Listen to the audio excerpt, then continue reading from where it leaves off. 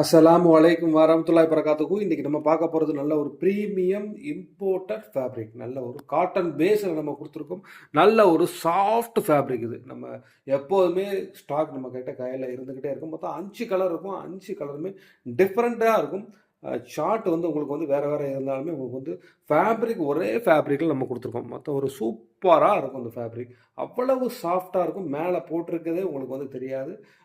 நிறைய பேர் இந்த கஸ்டமர் வந்து எல்லாமே வந்து விரும்பி வாங்கக்கூடிய இந்த ஃபேப்ரிக் இது. ரீசேலர்ஸ் கொஞ்சம் குயிக்காக புக் பண்ணிக்கோங்க. Most demand stock.